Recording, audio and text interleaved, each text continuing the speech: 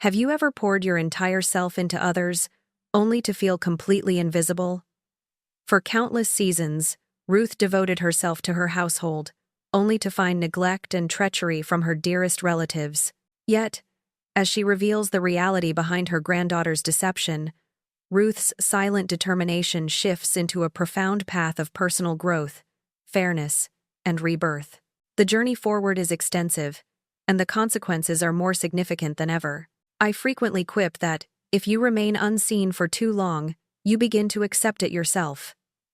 My name is Ruth, 58 years of age, residing in the peaceful, unassuming outskirts of Chicago. This dwelling is humble. Yet it belongs to me. Or at least it did.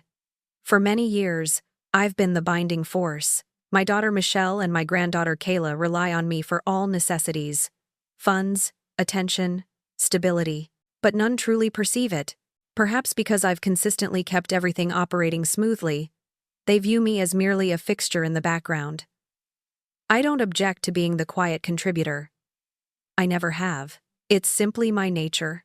However, the longer I maintain this role, the more I fade away. Following my divorce, I found myself with no one except my daughter and her household, Michelle. Well, Michelle is preoccupied with her own affairs. It's as though she forgot I was ever her mother. There's no malice, just profound indifference. And Kayla. Oh, Kayla.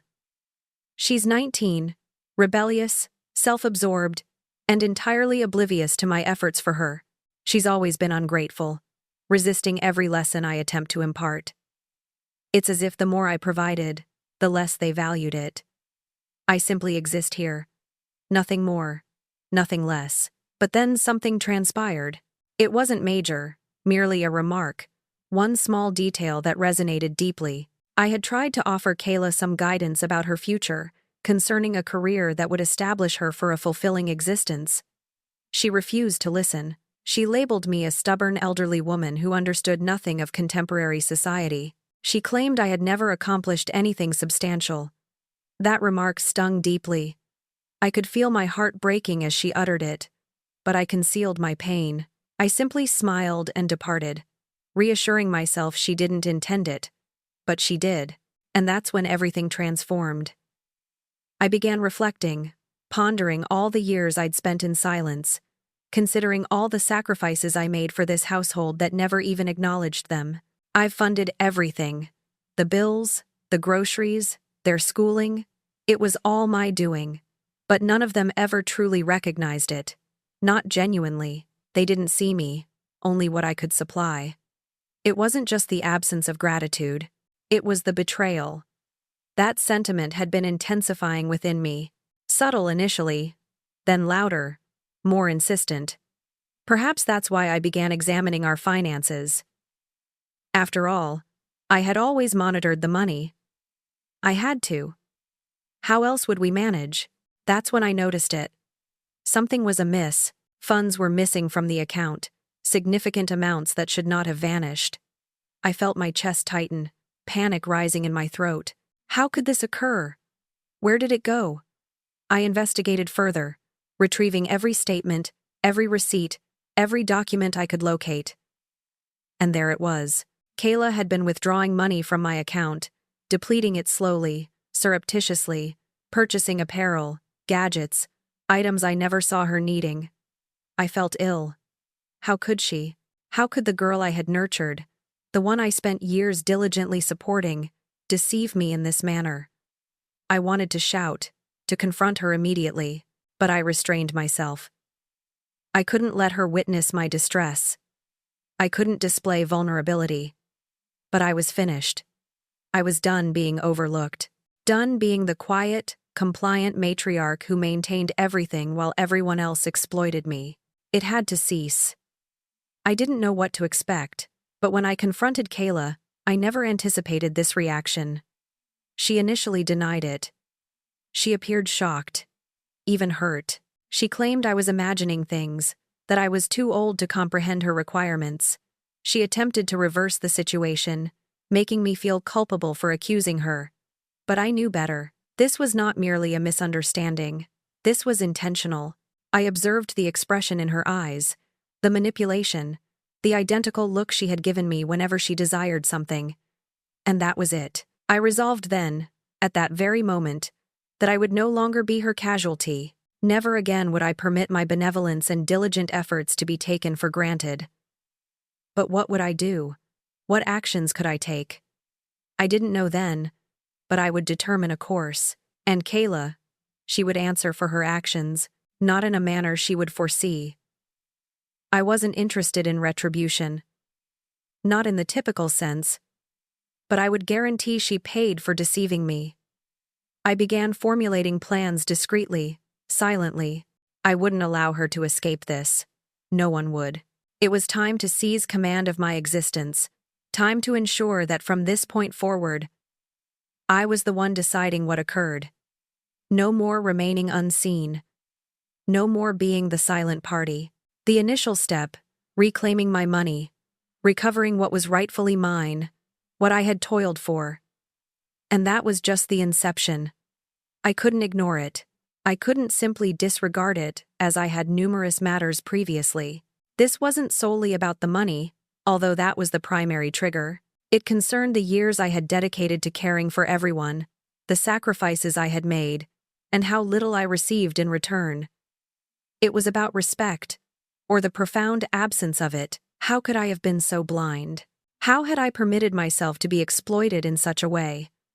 I knew I had to act, but the question was, how? My intuition suggested that Kayla's treachery was merely the surface, but I couldn't quite grasp the full extent of this situation. I needed to comprehend what was happening, to see the complete picture. And so, I began investigating. I didn't just review bank statements anymore. I started examining everything: receipts, emails, and even the utility bills. Gradually, a clearer image emerged. The funds Kayla had been siphoning off weren't just for apparel or new electronic devices. There were hundreds of minor transactions, presents for her companions, meals at upscale eateries, even a few excursions I was unaware of. All of it was financed through my account, with money I had set aside for her university education. The thought of it sickened me. At that instant, I realized that Kayla hadn't simply taken from me. She had been living a falsehood, utilizing me as a safety net while indulging in her own lifestyle. Meanwhile, I had been laboring relentlessly to ensure she could attend college, to provide her opportunities I never possessed. But instead of appreciation, she offered nothing but disdain. I spent hours that evening reviewing the documents, and it wasn't until the first rays of morning light filtered through the drapes that a profound realization struck me. This was no longer solely about finances. This concerned something far greater. It was about power. I had granted her authority over me by failing to perceive her true nature.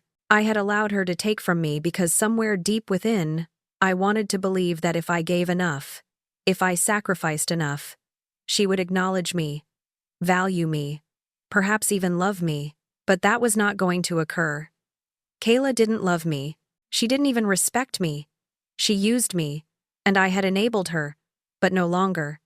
I wasn't going to let her continue taking from me, not without repercussions. I wouldn't let my sacrifices be in vain. This time, I would ensure she understood the gravity of her actions.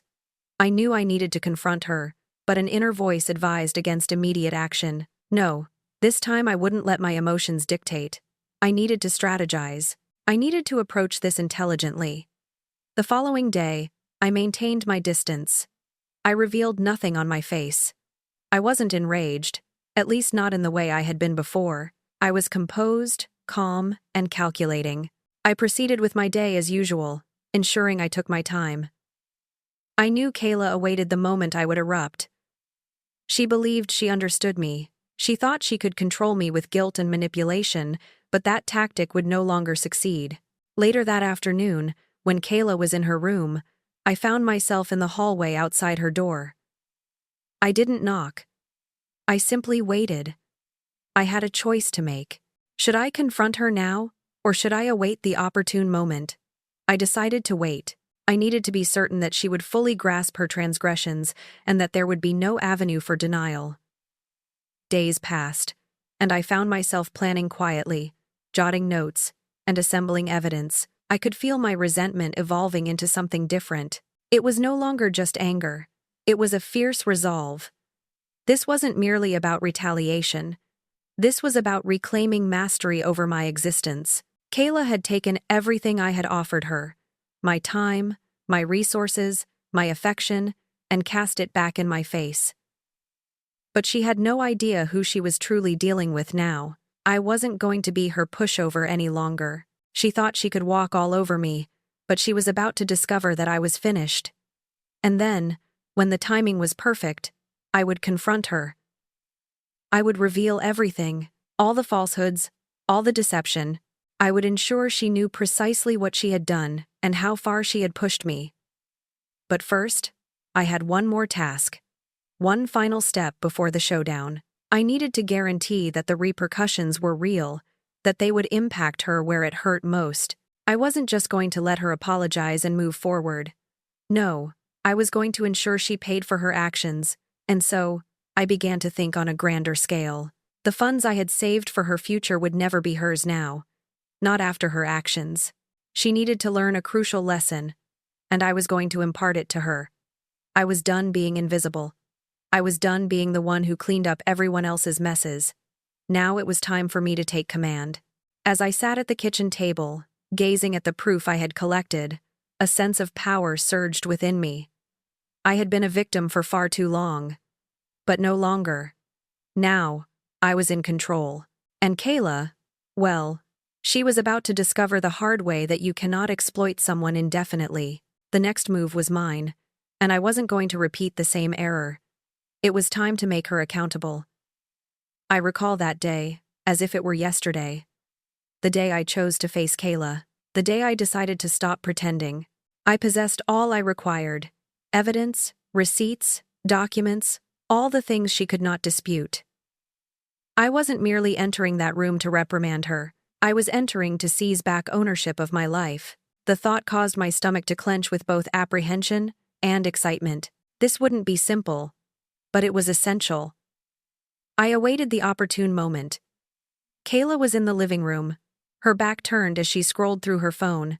I had witnessed that exact posture 100 times, as if the entire world were her stage, and the rest of us were mere background players. She didn't hear my entry.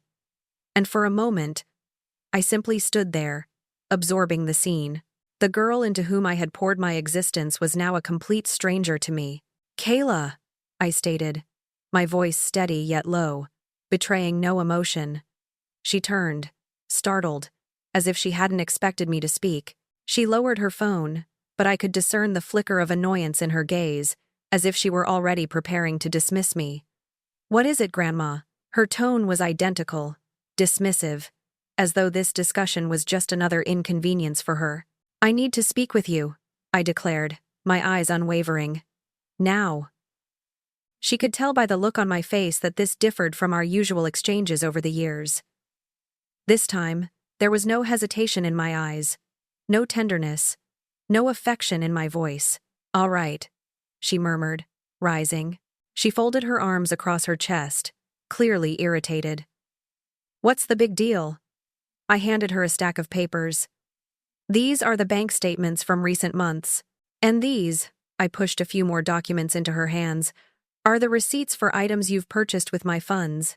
It's a bit peculiar, don't you concur, especially since I never authorized you to spend a single cent?" Kayla glanced at the papers, then looked up at me with wide, astonished eyes. "What on earth is this, Grandma?" She attempted to appear confused, but a change occurred in her expression. The bravado she had displayed began to crumble. "I'm done being exploited by you, Kayla," I stated softly, but my words were sharp, piercing the air like a blade. "I trusted you. I believed in you. I thought you were better than this." My voice was controlled, but internally, the fury was intensifying. It was a rage I had suppressed for so long that it felt like an unleashed torrent. Now it was finally breaking through. "But you've been stealing from me, taking what I earned, what I've labored for, and for what? To live a lifestyle I never granted you the privilege to enjoy." Kayla's face paled, and for the first time, I saw genuine fear flash in her eyes. She took a step back, fumbling with the papers I had given her. I didn't take anything. You're overreacting. This is just a mistake. Okay. I didn't mean to. Do not lie to me, Kayla, I interrupted, my voice frigid, cutting.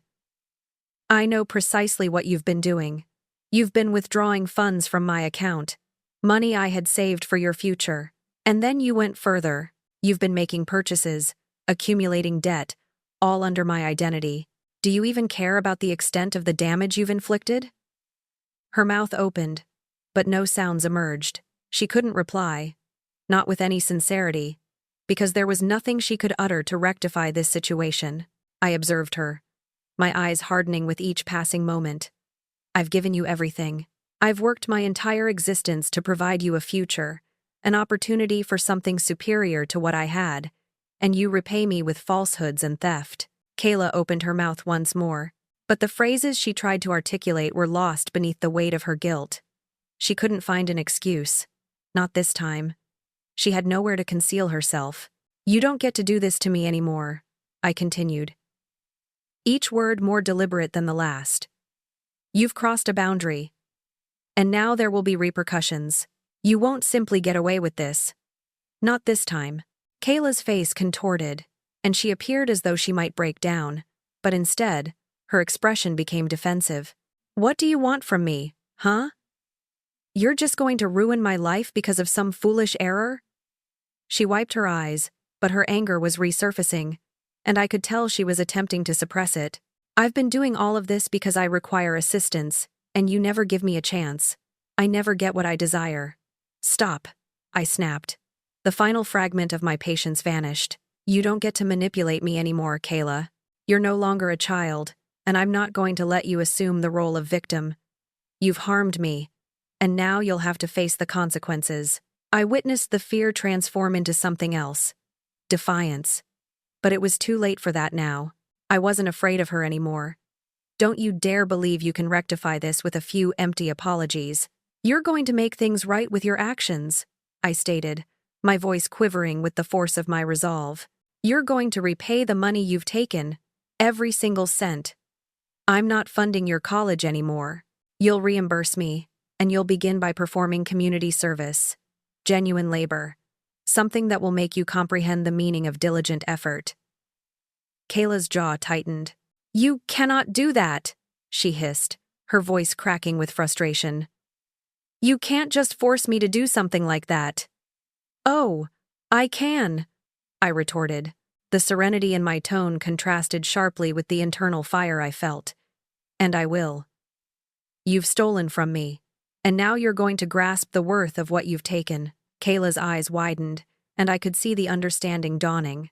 There would be no simple escape from this. No more manipulation. No more pretexts. This was the start of her learning what it truly meant to confront the repercussions of her deeds. I could feel it, the burden lifting from my shoulders. For the first time in ages, I wasn't afraid to assert myself. I had assumed command, and I wasn't retreating.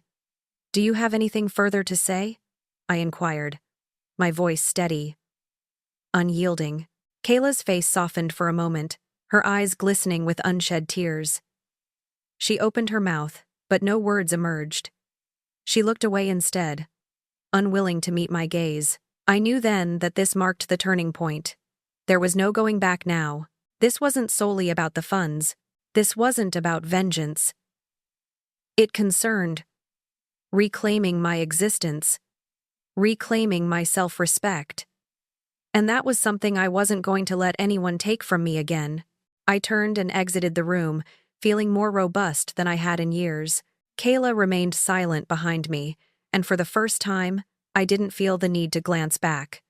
I was done being overlooked. Done being the person who tidied up the messes. The days following the confrontation were a haze.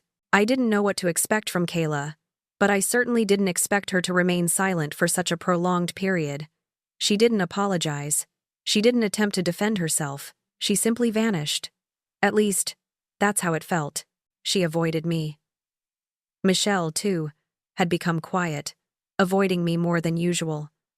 I could tell she was caught between defending her offspring and acknowledging the truth. She couldn't have missed the indicators. She just hadn't been paying attention. But that was no longer my concern. I kept myself occupied. I meticulously planned my journey, poring over travel guides and websites late into the night. This trip, my escape, was no longer merely a fantasy.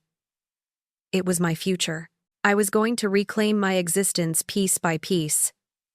But no matter how much I planned, a part of me couldn't shake the feeling of unresolved tension. Something within me still desired Kayla to face her actions, to truly comprehend the depth of her betrayal.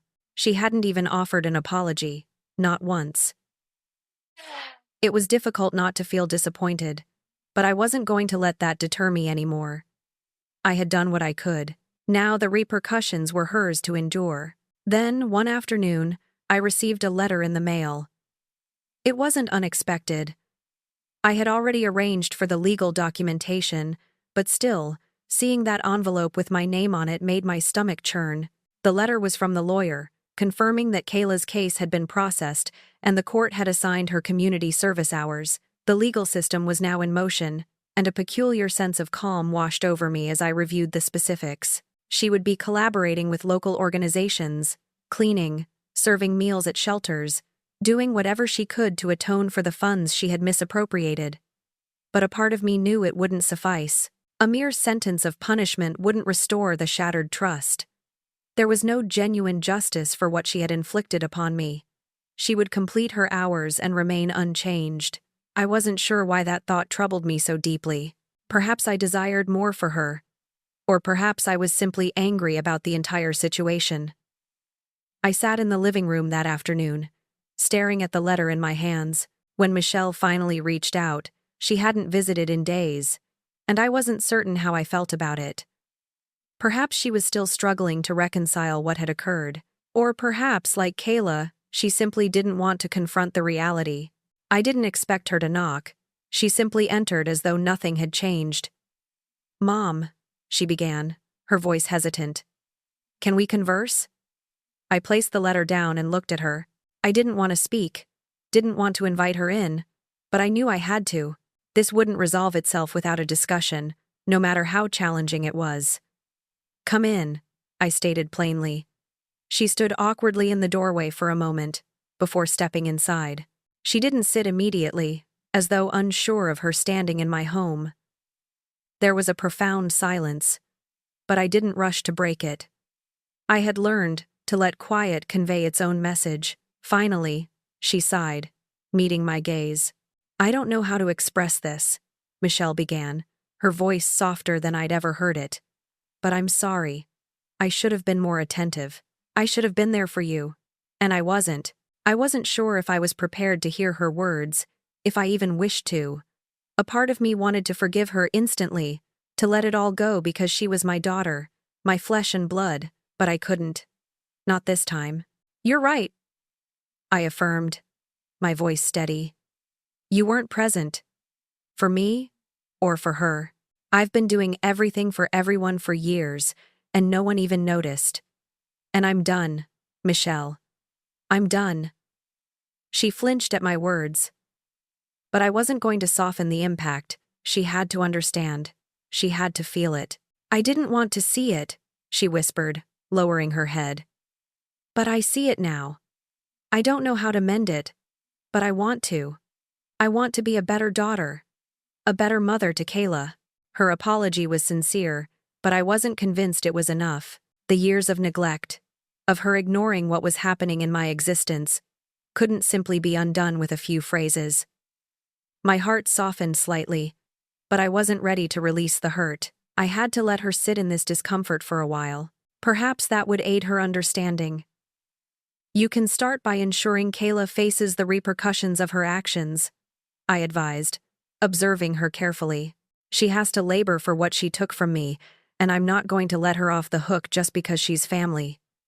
Michelle's face tightened, but she nodded. "I know. I will. I'll make certain of it."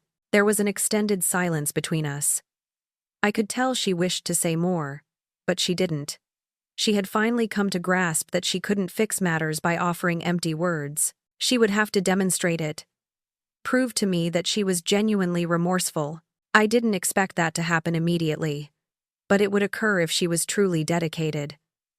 When she stood to depart, she looked at me one last time, her face filled with regret. "I'll make this right, Mom. I swear." I said nothing. I didn't need to. There was nothing left to communicate. As the door closed behind her, I sat back down in my chair, still gazing at the letter in my hands. The subsequent steps were clear. Kayla would complete her community service, and Michelle would determine how to repair our fractured relationship. But as for me, I was progressing. No more looking backward, and I would finally attain what I had tirelessly worked for: peace. I took a deep breath and redirected my focus to my travel arrangements. My journey was just commencing, and nothing could impede it. No more sacrifices, no more invisibility. It was my moment. The first week of my expedition arrived sooner than I anticipated. It wasn't a grand farewell. No dramatic goodbyes. No tearful partings. It was simply me packing my belongings, locking the door behind me, and departing. I didn't look back, and to be frank, I felt relieved. When I reached the airport, I wasn't anxious or overwhelmed as I had expected. I was calm, focused. This was the first time in years that I wasn't concerned about someone else's requirements, someone else's happiness. For the first time, I was making a choice for myself, not based on anyone else's expectations of me. I boarded the aircraft and located my window seat. I watched as the metropolis vanished beneath me, a concrete expanse and memories fading into the horizon. I didn't feel sorrow, and I didn't feel guilt. I felt liberation. And that freedom felt like a burden lifting from my spirit. I didn't even know where I was heading first. It was irrelevant. I'd always yearned to explore the globe, but I had consistently postponed it. Too occupied with work, with daily life, with everyone else. Now I was realizing my aspiration, and for the first time, I was truly experiencing it for myself. The initial destination was Paris. I roamed the avenues without a plan, no set schedule. I visited museums, meandered through gardens, and lingered in cafes for hours, with only my thoughts and a cup of coffee. I absorbed everything, every vista, every sound, every aroma, because I could. I didn't have to justify myself or rush back to anyone, but as much as I tried to immerse myself in the splendor of it all, the thought of my family lingered in my consciousness. I was still pondering whether Kayla had learned anything from my actions, whether she had come to grasp the gravity of her deeds. I wanted to believe that she was beginning to comprehend the repercussions of her conduct, but a part of me remained uncertain. I knew that her community service wouldn't be a swift remedy. She had to confront the reality of her actions, and for that to occur, I knew she required time. Time to mature, time to learn. But was she willing to learn? Or would she merely go through the motions? That evening, as I sat in my hotel room in Paris, I checked my phone, the screen illuminated with notifications. None from Kayla, none from Michelle either. It didn't surprise me.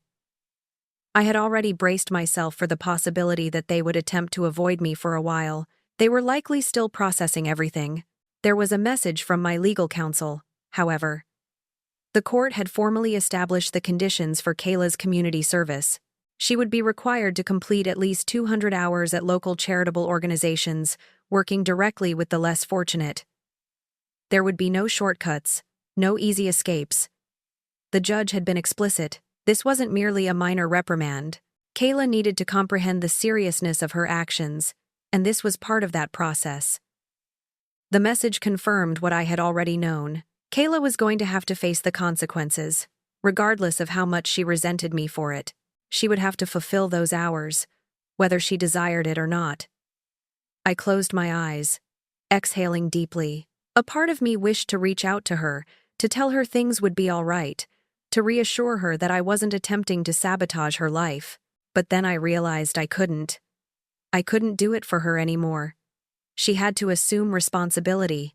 She had to rectify matters on her own. I spent the subsequent days in Paris, absorbing the sights and allowing the city to alter me. Each day felt like I was shedding more of the person I had been, the woman who had given and given, only to be overlooked and taken advantage of. In Paris, I discovered a version of myself I hadn't seen in ages. I was vibrant, not just subsisting, and that sensation, that liberation, was everything I had been seeking. As the days progressed, I began to realize something else. I wasn't just escaping the turmoil of my family. I was also escaping the expectations I had imposed upon myself for so long. I had spent my existence believing that I needed to care for everyone, that it was my duty to maintain cohesion. But it wasn't. It never had been. It was a burden I had chosen to bear, but one that had nearly overwhelmed me in the process. In Paris, I learned that it was acceptable to be self-focused. It was acceptable to prioritize my personal happiness. I didn't have to answer to anyone anymore. But the more I explored, the more I understood that this journey involved more than simply fleeing my difficulties. It was about confronting them directly. I wasn't just escaping my past. I was facing it. And Kayla, she was a component of that past. I knew I couldn't continue to evade the truth about her. She had stolen from me, betrayed my confidence, and manipulated me for years. But what hurt most was not the theft. It was the realization that I had permitted her to do it. I had allowed myself to be oblivious to the harm she was inflicting because I wanted to believe that she would eventually transform. Perhaps she would, perhaps she wouldn't. That wasn't my decision to make. I wasn't going to continue punishing myself for her actions, but I also wasn't going to forget what had transpired. The truth was, Kayla wasn't the sole individual who needed to change. I did too. I needed to learn how to release control, how to cease being the person who carried everyone's responsibilities.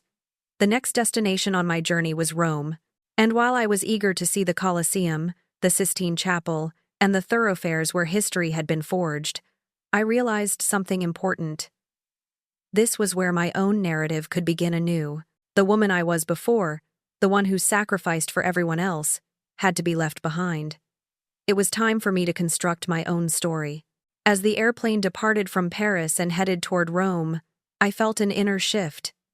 I wasn't just escaping my history. I was finally embracing my future, and I couldn't wait to see where it would lead me. I arrived in Rome just as the sun began its descent, casting a golden glow over the ancient city. It was breathtaking. The first thing I noticed was the ambient sound, the murmur of people in the streets, the laughter of visitors, the hum of existence that felt both familiar and novel. I had never traveled solo before, at least not in this manner. It felt strange at first, but there was also a solace in the unfamiliar, a liberation in not having anyone else's expectations weighing upon me. Rome was magnificent in the best possible way. Every street was a testament to historical events, every edifice a reminder of eras gone by. I traversed the cobblestone paths for hours that initial day, visiting the renowned landmarks, the Colosseum, the Pantheon, the Roman Forum. But it wasn't just the grandeur of the locations that impressed me. It was the subtle moments, the tranquility, the peace of simply being there, standing before something that had persevered for centuries. I had no agenda, no timetable. Oh, for the first time in ages, I wasn't rushing to be somewhere, to accomplish something. I could simply exist. But even in the peacefulness of Rome, there were instances when my thoughts drifted back to my family. Kayla, the disorder she had created, the guilt I felt about severing ties, and Michelle, who was still attempting to navigate all of this. I didn't know their activities, how they were coping. I didn't know if they had learned anything from what I had compelled them to face, but I realized deep in my heart that it no longer mattered as much as it once had. I had given them everything I could, and now it was time to live for myself.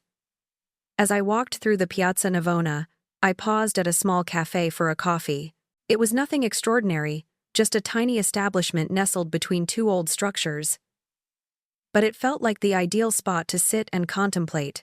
The sound of conversation, the clinking of espresso cups, and the distant murmur of urban life created a calming ambiance that made me feel settled.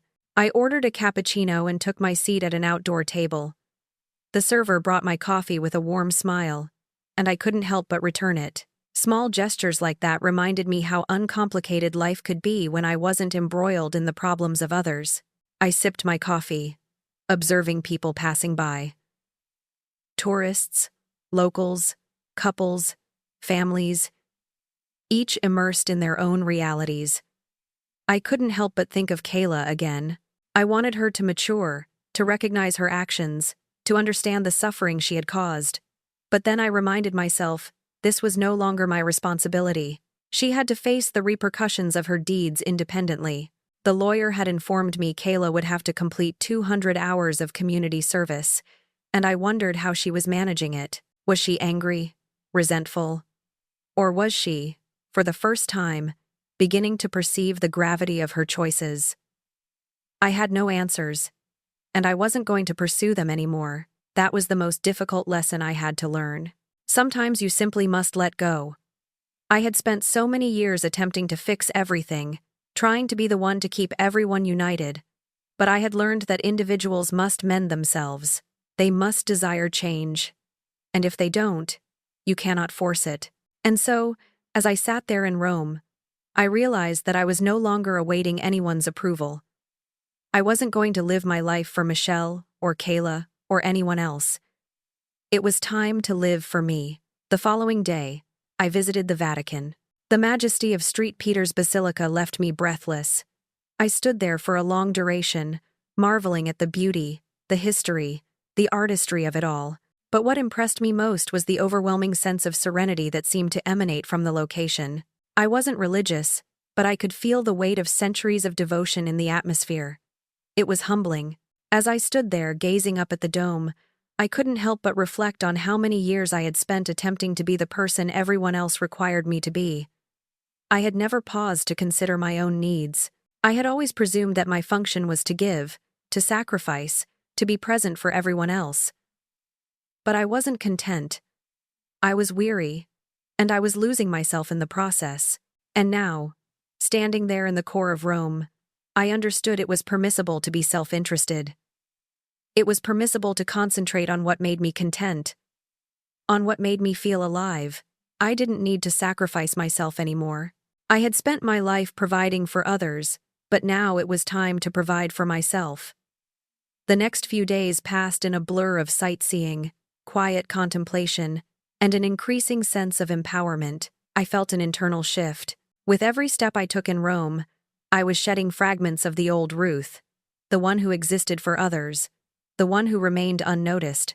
I was finally beginning to feel capable of standing independently, without the burden of everyone else's expectations pressing down on me. On the 4th day of my stay, I received a communication from Michelle. I hadn't heard from her in a while, and I wasn't sure how to feel about it.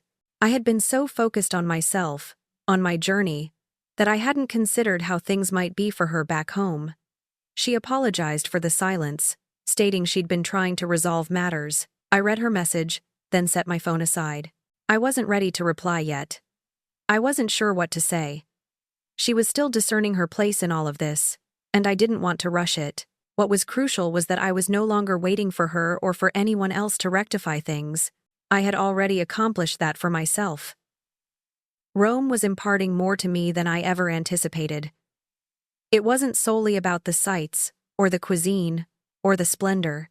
It concerned learning to be still, to be present, and to finally, after all these years, care for myself. And for the first time in a long time, I felt like I was exactly where I was meant to be. My subsequent destination would be Florence, and from there, who knew? I was no longer bound by a strategy, a set of anticipations. I was going to let the route guide me wherever it desired. And perhaps, just perhaps, along the way, I'd discern what my next chapter would entail. But for now, that was irrelevant. What mattered was that I was finally liberated. Florence felt like a place that existed beyond the constraints of time. The moment I disembarked from the train, the city greeted me with its ancient charm. The narrow thoroughfares lined with medieval structures, the sweet aroma of gelato wafting through the air, and the distant hum of vitality made it feel like I was inside a living masterpiece. It was impossible not to be captivated by its beauty. And yet, I felt a quiet tranquility within me. There was something about this location, something I couldn't quite articulate, that made me feel like I belonged. I had always appreciated art, but I never truly valued it, until now. Standing before the Uffizi Gallery, I beheld the creations of masters, Da Vinci, Botticelli, Michelangelo, and for the first time, I genuinely understood what it meant to produce something significant. These artists had left a part of themselves behind, something that would endure far beyond their lifetimes. And I pondered, what would I leave behind? For so long, I had been existing for everyone else, shaping my life to please others, to fulfill their expectations, to keep everything cohesive. But here, surrounded by these artistic marvels, I realized that I needed to forge my own narrative, one that was solely for me. My past, the errors I had made, the relationships that had fractured, those were chapters already recorded, but the pages ahead, those were mine to inscribe. I spent my days in Florence, wandering through museums and churches, admiring the art, and allowing my thoughts to drift alongside me. Every painting, every sculpture, every fresco seemed to murmur the same message: you are the architect of your own existence. But there were moments, quiet interludes, when I thought about Kayla. I wondered how she was progressing with her community service. Had she learned anything? Was she truly comprehending the gravity of her actions? I had no answers, and I didn't wish to know. I had to let her discover her own path. I couldn't continue bearing her burden. I wasn't sure what to anticipate when I first confronted her. When I first grasped the extent of her treachery, a part of me wanted to believe that she was still that sweet young girl who once admired me with innocent eyes. But that wasn't who she was anymore, and that wasn't who I was either. I had to accept that we both had transformed. And perhaps that was for the best. Perhaps it was time for us both to forge our own paths, to develop in distinct directions. A few days later, as I sat in the Piazza del Duomo, the core of Florence, I found myself reflecting on what had genuinely changed since I departed Chicago. I wasn't just escaping my past, I was confronting it. I was dedicating time to heal, to reconstruct my identity after years of giving everything to individuals who never truly appreciated it. The sun was setting, casting a warm amber glow over the cathedral, and for the first time in what felt like an eternity, I felt at peace. The world didn't need to understand why I was here, or what I had endured. The only person who needed to understand was me. I was learning how to release attachments, not just from Kayla or Michelle, but from the version of myself that had been ensnared by obligation and expectation. I was learning how to live for me. When I received another message from Michelle, my heart no longer raced with apprehension. She apologized again, stating she was still figuring out her position in all of this, and that she was striving to mend her relationship with Kayla. She expressed remorse for not being present for me, for not noticing how much I had been sacrificing. I read her message, but didn't respond immediately. Instead, I allowed it to resonate with me for a while. There was a period when I would have abandoned everything to resolve matters, to smooth things over. But I wasn't that individual anymore. I wasn't going to rush to forgive her because I had already forgiven myself. I had learned that people can evolve, but they also have to undertake the effort themselves. It wasn't my responsibility to correct their errors anymore. I sat there on the stone bench, the cool evening air enveloping me as I observed people walking by. Tourists, locals, lovers, hand in hand. I wasn't anticipating anything. I wasn't awaiting Michelle or Kayla to come around. I wasn't waiting for anyone to validate my decision. I had distanced myself from the life I once knew. I was no longer defined by my connections with others. I was learning to define myself. The next morning, I decided to explore the Boboli Gardens, a verdant sanctuary nestled behind the Pitti Palace. It was a place of solitude, a place where I could lose myself in nature's tranquility. The gardens stretched before me, a magnificent labyrinth of paths, fountains, and sculptures. As I meandered through the lush scenery, I contemplated what I desired for my future. I had spent so many years existing for others, giving everything I possessed to my family, and now it was time to give to myself. I didn't know what the future held, but I knew that I was finally in command of it. I wasn't constrained by the past anymore. I wasn't burdened by the guilt or the shame that had held me captive for so long. I spent the remainder of the afternoon in the gardens, allowing myself to simply be. I wasn't rushing. I wasn't strategizing. I wasn't contemplating the next move. I was living in the current moment. And for the first time in years, it felt right. As I sat on a bench, gazing out at the city below, I realized that I had finally discovered the serenity I had been pursuing. I had taken the most difficult step, walking away from everything I had known. And now I was liberated. I wasn't waiting for Kayla or Michelle to comprehend me. I wasn't waiting for them to apologize or to rectify matters.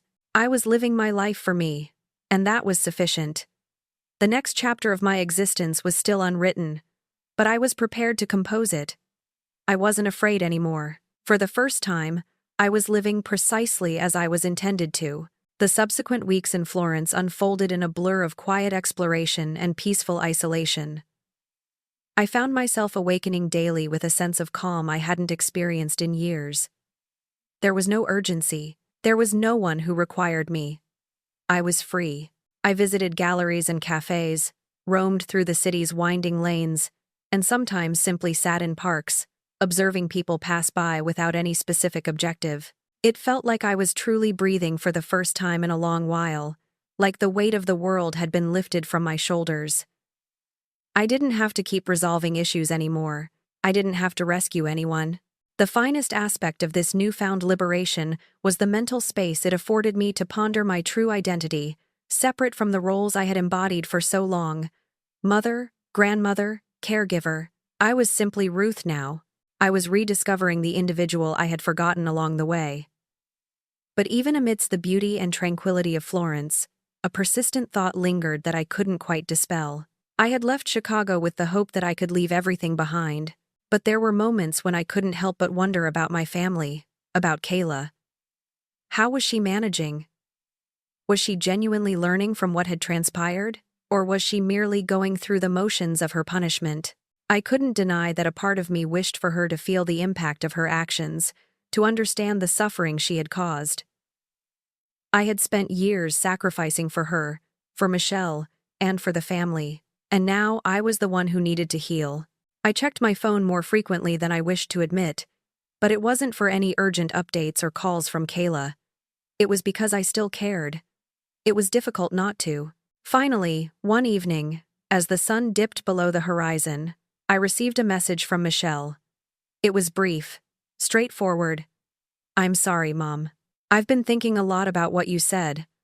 I want to make things right with you and Kayla. I know I haven't been there for you the way I should have been. I just need more time to process everything."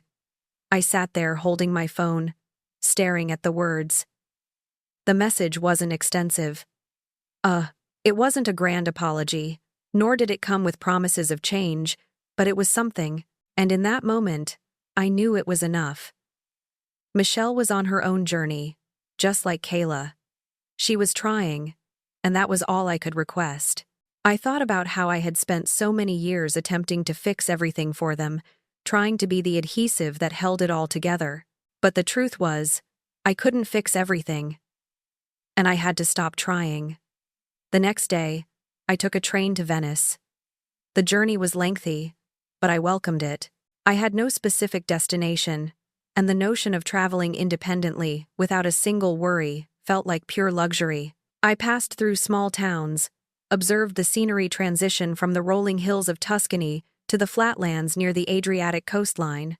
As I sat by the window, watching the world drift by, I realized that this trip wasn't merely a means of escape.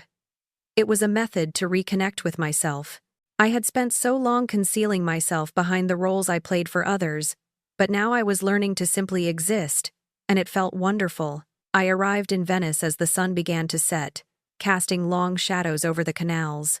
I wandered through the narrow passageways, allowing the sound of the gondola oars splashing against the water and the distant chatter of tourists to wash over me.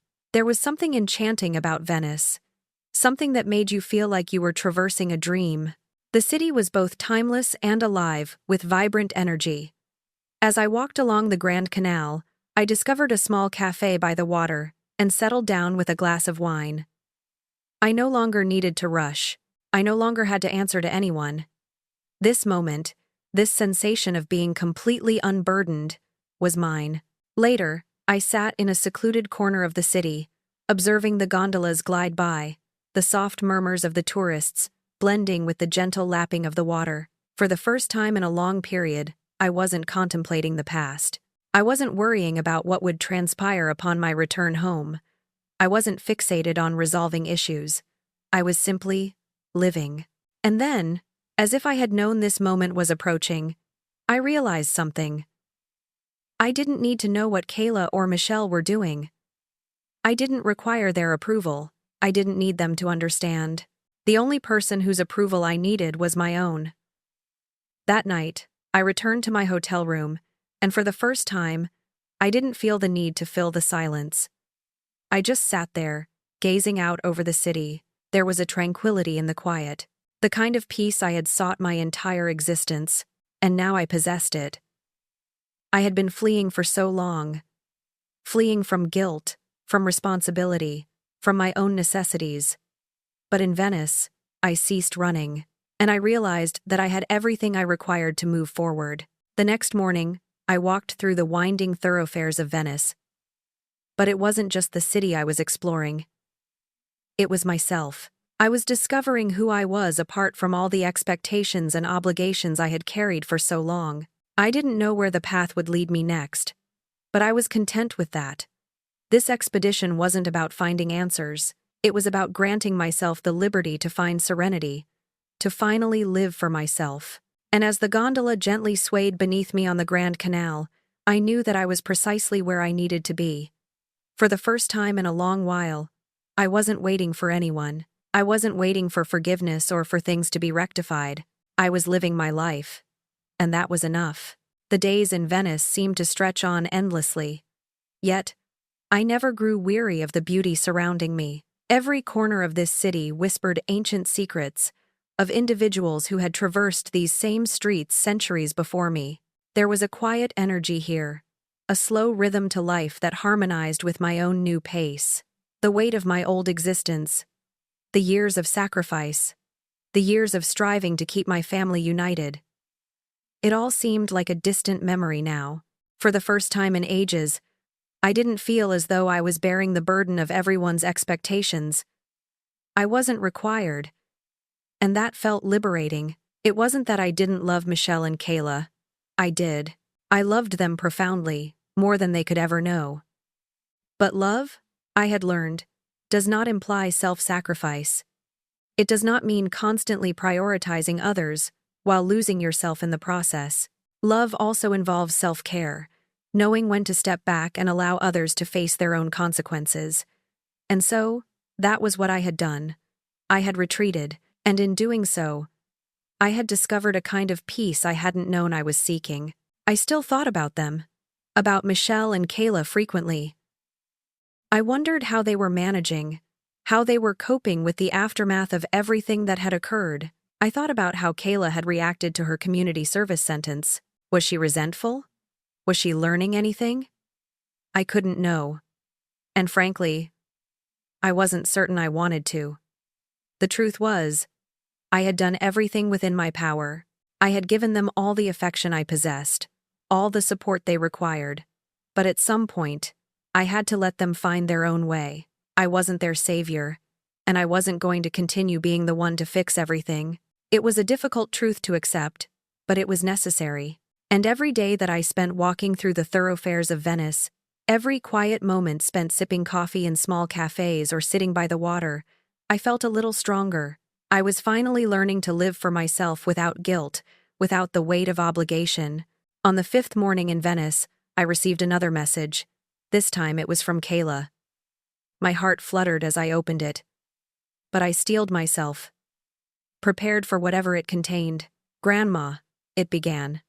"I know I messed up. I don't know if I'll ever be able to compensate for everything I did, but I'm trying. The community service isn't easy, but I understand it now. I know I've hurt you. I don't know if I can ever fix things, but I want to try. I'm sorry. I sat there reading the message repeatedly. A part of me wanted to reach out, to tell her that it was fine, that I forgave her. But I didn't. Not yet, because a part of me knew that forgiveness wasn't something I needed to offer in haste. She had to prove herself, not to me, but to herself. It was a subtle triumph, a small one, but significant. Kayla was beginning to grasp the gravity of her actions, and perhaps that was the initial step toward healing, not just for her, but for me, too.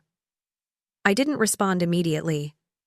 Instead, I closed my phone and went for a stroll by the canals, the gentle water lapping against the edges of the gondolas. I needed space. I needed to think. The message wasn't flawless, but it was honest. It wasn't an apology born of guilt or obligation. It was an acknowledgement of her errors and a desire to rectify matters. And in that moment, I realized something crucial. I had spent so many years waiting for others to change, to make things right. But transformation doesn't occur overnight. It happens in small, incremental steps, and sometimes you have to allow people to take those steps independently. I had already taken mine. As I walked, I couldn't help but smile. The world was still magnificent. And for the first time, I wasn't seeking answers. I wasn't waiting for someone else to tell me it was acceptable to live my life. The gondolas passed me by, the soft murmur of conversation floating in the air, and I knew for the first time in years that I was precisely where I needed to be. The next morning, I left Venice behind, taking the train to Milan. The journey was prolonged, but I welcomed it. It gave me time to reflect, to contemplate all that had transpired. I had come so far from a woman trapped by her family's demands, always placing everyone else first, to a woman who had finally realized that her own happiness mattered too. Milan was distinct.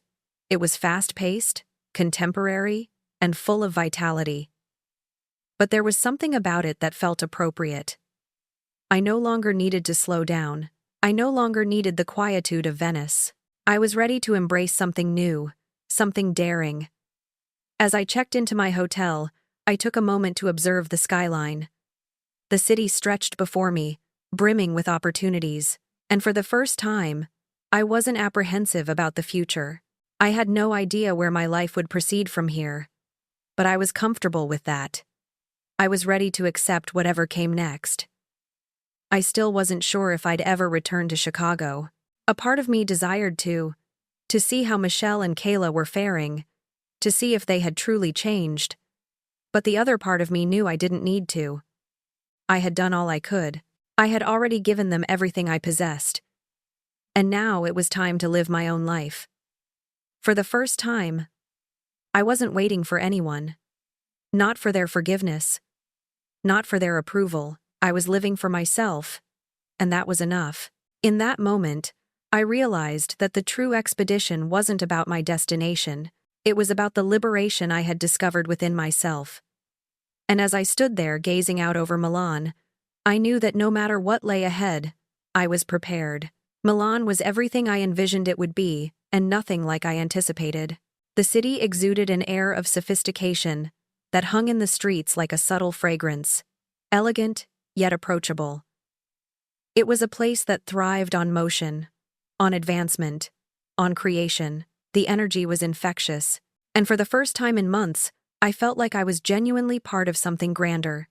The history, the fashion, the architecture, it all converged in a way that felt exhilarating, but it was more than the city's beauty that captivated me. Milan represented the final chapter of my voyage, the conclusion of this segment of the path. It felt like the perfect place to truly release everything I had been carrying, the years of resentment and guilt, the constant pull of family that I had tried so diligently to manage. I spent my days exploring the city, visiting art galleries and sipping coffee in tranquil piazzas. Milan possessed its own rhythm, and I found myself synchronizing with it. The hustle and bustle surrounding me now felt strangely comforting. There was no urgency, no need to keep pace with the lives I had once been enmeshed in. I was independent, and for once, I didn't feel isolated. I felt complete. It wasn't until I visited the Duomo, a cathedral that seemed as ancient as time itself, that I realized how much had transformed. As I stood on the rooftop, gazing over the city, the magnitude of the moment struck me profoundly. I wasn't merely escaping something, I was moving towards something novel, something uniquely mine.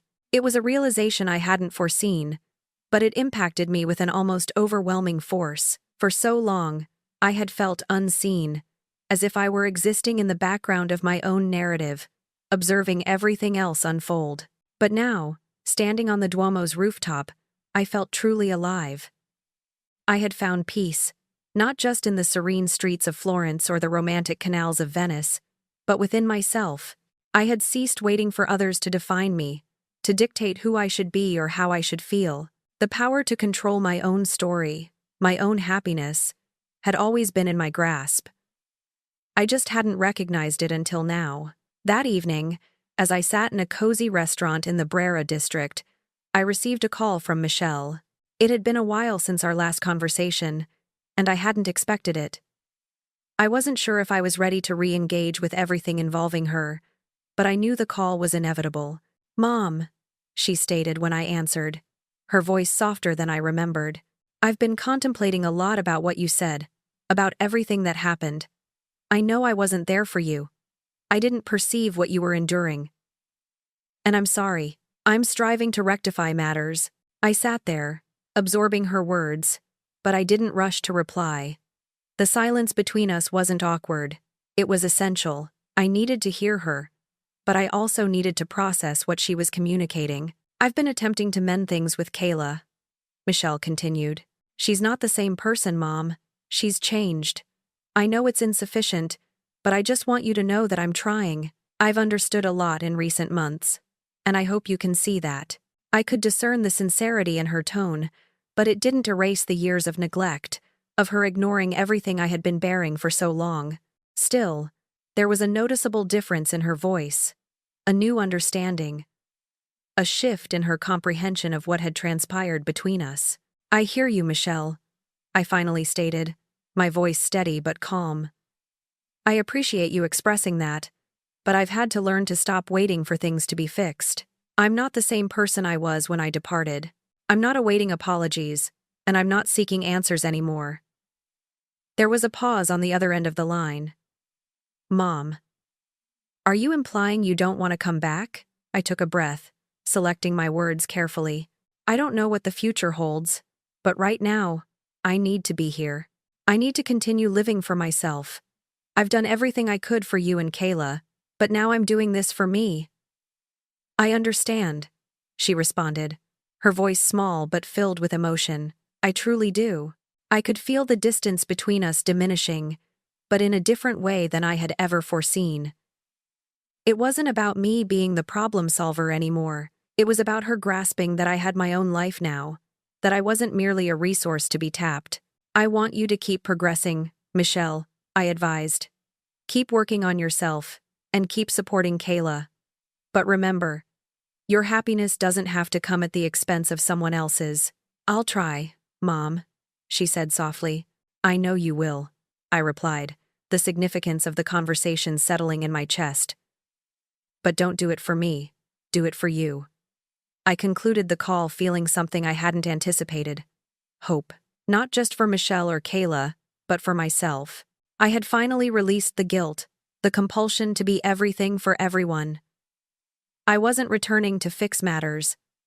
I wasn't returning to be the caretaker, the one who maintained order. I was moving forward, and that was enough. As I lay in bed that night, listening to the city's hum below, I felt at peace for the first time in a long while. It wasn't that I no longer loved them. It wasn't that I no longer cared, but I had learned that I couldn't bear their burdens anymore. They had to carry their own, and I was finally free. The next morning, I woke early, ready to explore Milan once more. But this time, I wasn't rushing. I wasn't trying to accomplish everything hastily. I was savoring the moment, taking each step slowly and deliberately. For the first time, I wasn't apprehensive about what came next. I wasn't waiting for anything or anyone to change. I was living for myself, and that was the greatest gift I could bestow upon myself. As I walked through the streets of Milan, feeling the sun warm my face, I realized something I had never truly understood before. The only person who could define my happiness was me, and I was finally choosing to be happy. The train journey from Milan to the coast was serene, a quiet passage I undertook alone, as I had become accustomed to over the past months. The landscape blurred past me, the mosaic of fields and small communities offering no specific destination. And yet, for the first time, I felt like I was headed precisely where I needed to go. This chapter of my life was concluding, but I was no longer seeking answers. I had discovered them. I had learned to be content with the choices I made, the difficulties I had endured, and the path I had taken to reach this point. I had spent so many years attempting to fix everyone else, to mend my family, to repair my relationships, and it had exhausted me. But now, standing on the threshold of a new existence, I grasped something vital. Rectifying someone else, especially at the cost of your own happiness, was never going to heal what was broken within you, and that was what had finally resonated with me. I had been carrying the weight of my family's needs for too long. It wasn't just about the financial sacrifices. It wasn't just about caring for them emotionally or physically. It was about giving so much of myself, so much of my energy, to the point that I had nothing left for me. I had lost my identity in the process, and when I recognized that, when I finally saw it, it was as if a heavy load had been lifted. I wasn't their savior.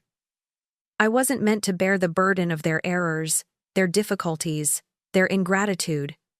I was meant to live my life. The seaside town I arrived in was small, charming, and perfect. I hadn't planned on staying, but something about the gentle breeze, the sound of waves crashing against the rocks, and the peaceful ambiance beckoned to me. The air was salty and invigorating, carrying the promise of transformation. It was as if the ocean itself had welcomed me, finally liberated, finally at peace. I checked into a small inn by the sea. The proprietor, a kind woman with weathered hands and a warm smile, showed me to a room overlooking the water. The room was simple yet ideal. A modest bed, a writing desk, a chair by the window. It was all I required. And for the first time, I didn't feel the urge to fill the silence. I didn't feel the need to keep moving. I could simply exist. As I sat on the edge of the bed, gazing out at the vast expanse of the ocean, I reflected on everything that had brought me here.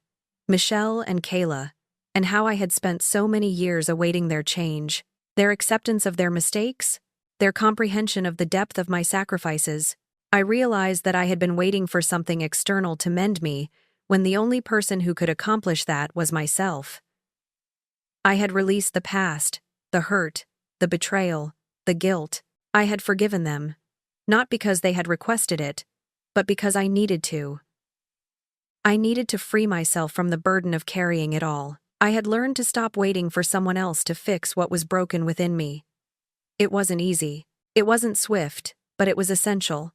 That evening, I walked along the beach, the cool sand beneath my feet, the sky streaked with the colors of the setting sun. There was something about this location, something that made me feel like I was finally truly home, not just physically, but in my spirit.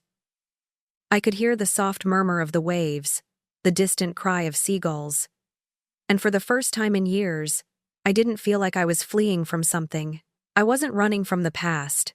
I wasn't fleeing from my errors, my family's errors, or my guilt. I was walking forward calmly, into a future that was mine to shape. The next morning, I received a telephone call from Michelle. I almost didn't answer initially, but I knew this moment would arrive, just like everything else that had unfolded. "Mom," she stated, her voice tentative but warm. "I just wanted to check in. I've been thinking a lot about what you said, about everything. I know I haven't been the daughter you needed, and I'm sorry.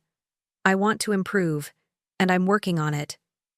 I don't expect you to return, but I wanted you to know that I perceive it now. I see what I overlooked, and I want to rectify it." I closed my eyes for a moment, allowing her words to sink in. She wasn't requesting forgiveness. She wasn't pleading for my return. She was simply acknowledging the truth. And that was enough. I'm proud of you, I stated softly. I don't need you to fix everything. I just need you to take care of yourself. And Kayla, you can't keep trying to fix me. You have to start living for you. I know, she replied, her voice thick with emotion. I'll make things right, Mom. I promise. I felt a wave of peace wash over me. I wasn't waiting for her to fix everything, and I wasn't waiting for her to heal. She had to do that independently. But I knew that she was beginning to understand. When I ended the call, I sat on the beach for a while, watching the waves roll in and out, contemplating how far I had come, how far they had come. I wasn't retreating. I wasn't going to be the person I was before. Always fixing, always giving, always sacrificing. I had learned that I was sufficient as I was, and I didn't require anyone else's validation to prove that. It wasn't about revenge or anger or even forgiveness anymore. It was about acceptance. Acceptance of the choices I had made, the paths I had traversed, and the future that was mine to sculpt. I wasn't defined by what had transpired. I was defined by who I had become. And in that moment, I knew I had finally found my peace. The future was mine now, and I was no longer awaiting its unfolding. I was walking into it one step at a time, and that was enough.